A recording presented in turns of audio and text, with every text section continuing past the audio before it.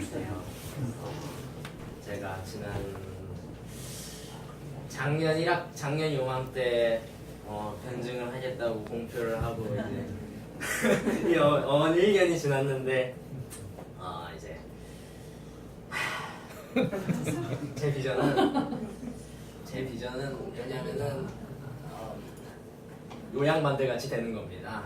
그러니까 이 양반들이 뭐하는 양반들이냐면은 아시는 분들도 있겠지만은 조나단 에드워즈는 그 미국에서 그 대각성 운동을 일으켜서 미국이 그때 이제 청교도들이 처음 와서 정착을 했지만 점점 이제 신앙이 시들어가고 있었는데 다시금 이제 부흥을 일으켜서 미국 백성들을 이제 통합을 한 그런 사람이고 또 옆에 있는 아우구스티누스는 우리가 흔히 어거스틴이라고 부르는 양반인데 이 양반은 기독교에서도 유명하지만 일반 세속 역사책에서도 나오더라고요. 세속 철학책에서도 일반 사람들이 쓰는 철학책에서도 나오더라고요.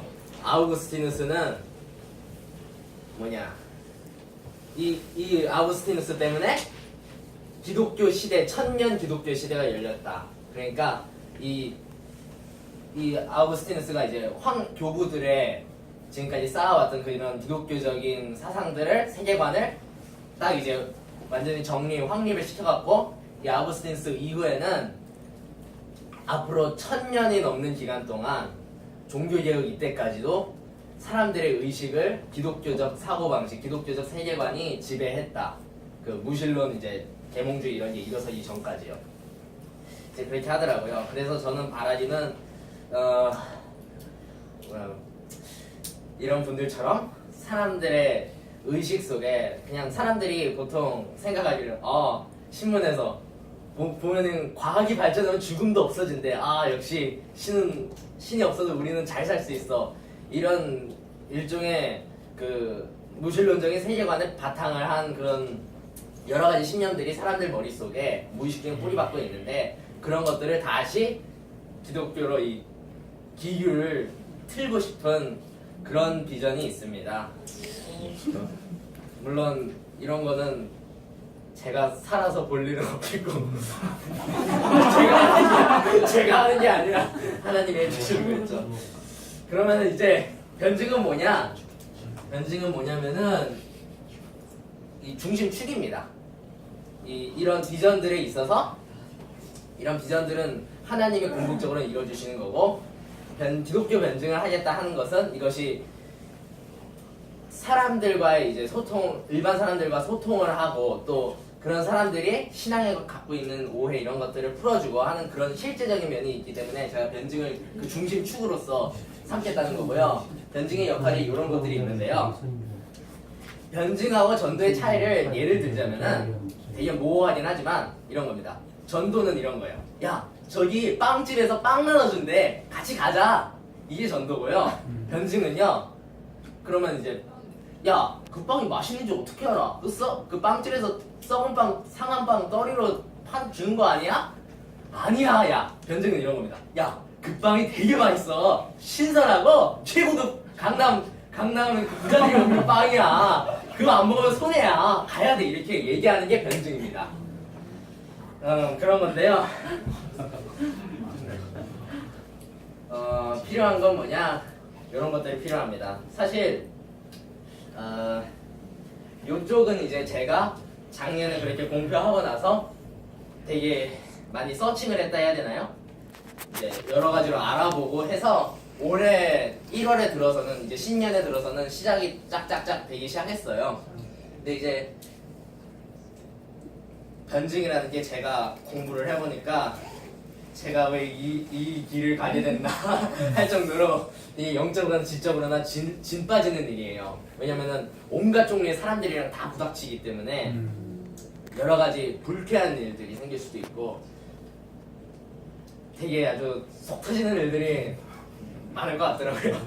그래서 이걸 변증을 한다는 거는 사실 어떻게 보면은 가시밭길을 걸어가는 것, 승봉도에서 그 돌짝밭을 걸어가는 것과 똑같은 겁니다. 제가 승봉도 돌짝밥 같고 그런 삶을 살겠습니다 하고 시를 썼는데 이 시가 현실이 될 줄 몰랐어요. 아무튼 간에 그래서 하나님과의 온전한 관계가 아주 중요합니다. 만약 그렇게 돼 있지 않으면은 나가 떨어질 수밖에 없거든요. 그런 면에서 이제 이 두 개가 필요하고, 또 이제 제가 요번에 팀켈러 책하고 이제 비전만 토론 시간을 통해서 아주 절실하게 느꼈는데 실전 훈련이 필요합니다. 이런 두 개가 다 갖춰졌다 해도 실전 훈련이 제가 아직은 전혀 안 돼 있더라고요. 그러니까 청중이 어떤 청중이냐가 중요합니다. 뭐 기독교에 대해 약간, 그러니까 청중이, 내 말을 듣고 있는 청중이, 나와 대화를 하고 있는 청중이 지적인 그룹이냐 아니면은 그냥 일반 사람들이냐, 또는 뭐 이 사람들이 어떻게든 기독교를 깎아내리려고 안달이 난 사람들이냐 아니면 정말 믿고 싶은데 약간 조금 미심쩍은 부분들이 있어 하는 그런 사람들이냐, 이런 청중들이 종류가 다양하기 때문에 그런 사람들 유형들에 맞춰서 그런 사람들이 납득할 수 있는 이유를 변증을 해야 되는 거거든요.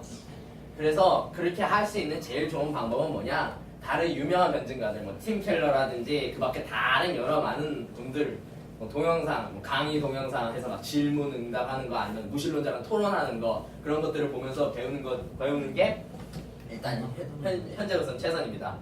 그 다음에 그래서 방학 동안 그걸 열심히 해서 다음 학기 비전만 토론 때는 좀 제대로 해보려고. 사실 제 부족함을 되게 많이 깨닫게 돼서 감사합니다.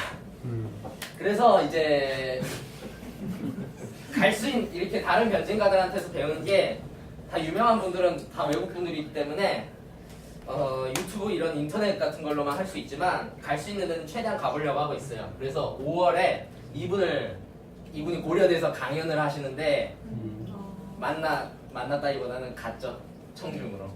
그래서 이렇게 강의를 하시더라고요. 뭐 포스트 진리 시대에서의 진리라고 해갖고 막 진리가 필요합니다. 절대 진리가 있어야지 사람들이 풍요로운 삶을 누릴 수 있고 또 자유한 삶을 살 수 있습니다. 이런 얘기를 하셨어요. 그걸 이제 이분은 사회학을 전공했던 분이기 때문에 사회과학적으로 얘기를 하시는데 나중에 다 듣고 나서 집에 가면 생각해 보니까 아니 이거 생각해 보니까 진리가 너희를 자유케 하리라 그 말 한 거예요. 그 말 한 건데 그 성경 말씀의 원리를 일반 사람들이 들을 수 있는 그런 언어로 아주 못 알아보게 번역을 하셨더라고요. 그래서 그다음에 또 이제 이분 강의에 가서 느꼈던 게 뭐가 있냐면은 이제 강연이 다 끝나고 질문 시간이 있는데 대학생들이죠 다. 막 기독교인이면서 질문하는 분들도 있었지만은 막 저는 무신론자인데 하면서 질문하는 여러 학생들이 있었고 또 절대 진리가 왜 꼭 있어야 된다고 할 수 있죠? 막 이렇게 하는 약간의 되게 물음표를 제기하는, 적대적이는 않지만 물음표를 제기하는 그런 여러 가지 질문들을 했습니다. 또 어떤 학생은 자기 잘난 척하려고 질문하는 학생도 있었고, 그런 다양한 종류의 학생들이 질문하는데 이분이 이제 대답을 하실 때 따뜻한 목소리로 정말 그 온유와 겸손을 갖고 나는 옳고 너는 틀리다, 나는 옳은 걸 알고 있고 너는 틀렸다, 이렇게 얘기를 하는 게 아니라 정말 이게 이런 겁니다 하면서 따뜻하게 설명을 해주시면서 그 학생들한테 여러분도 같이 그 진리를 찾는 그런 길에 같이 함께 가셨으면 좋겠습니다 하는 그런 말투로 따뜻하게 겸손하게 말씀을 하시더라고요. 그래서 저런 게 정말 정말 그 진정한 변증가의 태도구나 하는 그런 강한 인상을 받았습니다. 그래서 제가 PPT를 여기까지만 만들고 다 못 만들었는데 근데 진로는 한국에서 먼저 대학을 가고 외국으로 가서 공부를 하는 옵션이 있고 아니면 다이렉트로 외국으로 가는 옵션이 있습니다. 그 두 옵션 사이에서 지금 계속 기도를 하고 있는데요.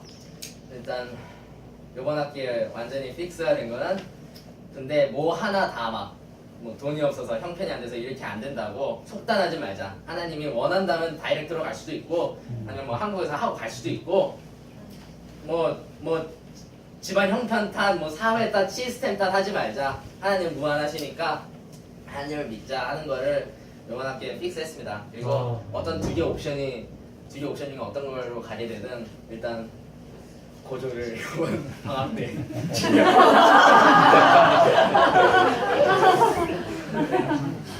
그래서 사실 이 변증을 한다는 것이 이게 자칫하면은 이게 하나님의 일을 하는 것이 아니라 내 일을 하는 것이 될 수가 있고, 또 이게 워낙 많은 사람들을 대상으로 또 지식을 갖고 하는 것이기 때문에 더욱 교만해질 위험성이 매우 큽니다. 그렇기 때문에 여러분들의 기도를 부탁드립니다.